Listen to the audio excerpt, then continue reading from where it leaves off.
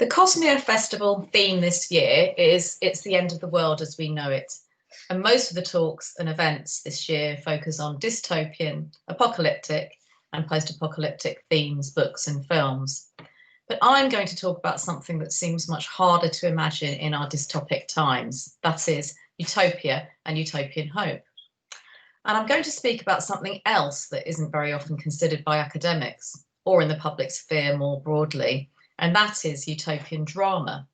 One of the reasons utopian drama isn't a genre commonly considered is one, because there are not many utopian plays, far fewer than utopian novels, and two, common perceptions of drama are that it must contain conflict, and as utopian worlds are likely to be peaceful, the assumption is that utopia does not fit well with drama. However, as the novelist David Peace has said, the origins and traditions of storytelling are oral and communal. The novel, written by the individual for the individual, has broken with and nigh on destroyed that tradition. It is a very isolated and limited art form. The theatre is its very antithesis and illuminates the possibilities for something more, something communal, something shared, a different way of living. There might not be a recognised tradition of utopian drama as such, but there are certainly plays that imagine full utopias in dramatic form. The earliest illustration in the European tradition is the old comedy of Aristophanes, particularly The Birds and the Assembly Women, or Women Seize the Reins. The position of The Birds as probably the first full utopia that we know of in Western literature is yet to be properly acknowledged. While much attention has been paid to the influence of Plato's Republic on Thomas More's Utopia, there has not been acknowledgement of the influence of Aristophanes' Utopias on More's work. The jokiness of More's Utopia, particularly its practice of naming, so for example, Hythlodaeus means dispenser of nonsense, the river Andrus means not water, and there are lots more examples, is highly likely to be indebted to Aristophanes, whose bird utopia translates as cloud cuckoo land. More has his visitor donate various literary works to Utopia, which include the works of Plato, which you would expect, but also of Aristophanes. Also like More's Utopia, Aristophanes' play Assembly Women represents a proto-communist state with the socialization of goods, property and money. All citizens are to share in the wealth of the state, which is held in common. In both Utopia and the Assembly Women, much attention is paid to defamiliarizing the seeming naturalness of private ownership and assumptions about the inevitability of human greed and competition. Whilst there are many similarities between old comic utopian plays and the utopian tradition in prose, which was to emerge in the 16th century, there are also important differences. The sensuality of theatre, the live, charged, affective encounters between performers and spectators prompted a representation or performance more expressive of what scholars have come to call the body utopia. Both The Birds and the Assembly Women make much of revelry, song, dance, sex and feasting.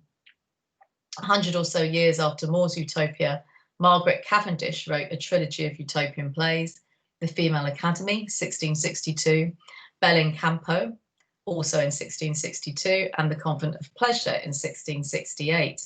Women's community, feminine sociability, friendship, and the communal sharing of good food, pleasant music, and dancing, these are things that are all privileged in the Convent of Pleasure, offer a cheering antidote to the more cerebral and ascetic society imagined by Thomas More, and foreshadow the importance of utopian sensibility and sensuality in 20th century critical feminist utopias of the 1970s. The reframing of the female figure in Bel in Campo as a fighter, an arms bearer, also anticipates a similar articulation in Monique Wittig's utopian community of Amazonian women fighters in Les Guerrières, that was published in 1969, and the utopian protagonist prone to violence, Janet Everson, in Joanna Russ's science fictional utopia, The Female Man, in 1975. While individual will, effort and agency is prized in Cavendish's plays, equally so is female community, an aggregation of minds and bodies in the pursuit of pleasure, liberty, independence, and enlightenment.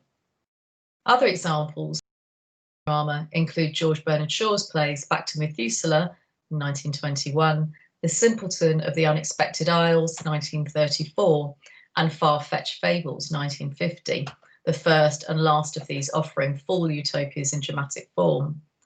They both draw on the prose tradition focused on more, but also move creatively beyond that, particularly in their mixing of sci-fi and fantasy, human will and theological thinking.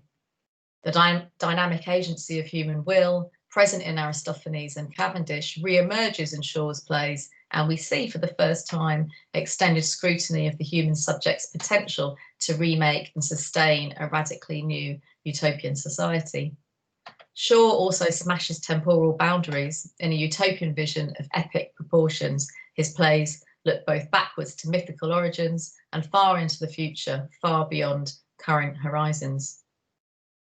And we have Howard Brenton's trilogy of utopian plays, Sore Throats, 1978, Bloody Poetry, 1984, and Greenland, 1988, which are rare examples of plays, or indeed any form of literature in the later part of the 20th century that engage with utopian themes, and in the case of Greenland, attempt to stage a fully formed utopia. Peculiarly self-conscious as a utopian fiction, Greenland in part is an homage to William Morris's Muse from Nowhere, but owes a debt to the 1970s critical utopia in its impressionistic, rather than bold, depiction of the utopian society. The confident articulations of earlier utopian dramas are reconceived in a form that evokes both communist commitment to the anonymity and depersonalization of More's utopia, at the same time as expressing an interest in anarchic, libertarian forms of socialism of the post-1960s critical utopia. A move beyond binaristic forms of subjectivity, so the individual versus the collective, opens up imaginative ways of thinking about personhood and human personhood and community. An awareness in utopian drama of the obstacles to dramatising a convincing utopia are observable in the audacious, satirical, outlandish dramaturgy of Aristophanes, a dramaturgy not interested in plausibility or sincerity. In relation to Cavendish, her plays were performed, and sometimes that's understood in the context of gender politics and institutional structures. But it's also somehow, sadly or ironically, befitting that her plays about the utopian potential of feminine capability and sociability remain encloistered in the private sphere. Non-performance registers the inchoateness of the utopian dramatic project. It marks a hesitation, a disruption in the aesthetic process, which is also another element of the critical utopian form, unfinished, provisional, unstable, in process. Similarly, Bernard Shaw's Back to Methuselah was meant to be read rather than performed, although it was performed several times. And both Shaw's utopian plays are especially strange, even by sci-fi or utopian standards, this uber strangeness at the same time serving as a critical counterpoint to the more plausible, earnest and sincere utopian novels. There's also evidence that Howard Brenton was peculiarly anxious about his utopian plays. It took him 10 years to write Greenland, and he considered several possibilities before he decided on a title. This anxiety, again, reflective of this deconstructive mode of the critical utopian form. It would be unwise to make too many claims about the identity of utopian drama, as if it were a single homogeneous body of work. That said, there are some distinctive qualities of utopian plays, which include their interest in the body, consumption, liberty, sensual gratification, fantasy, and a tendency towards temporal plasticity.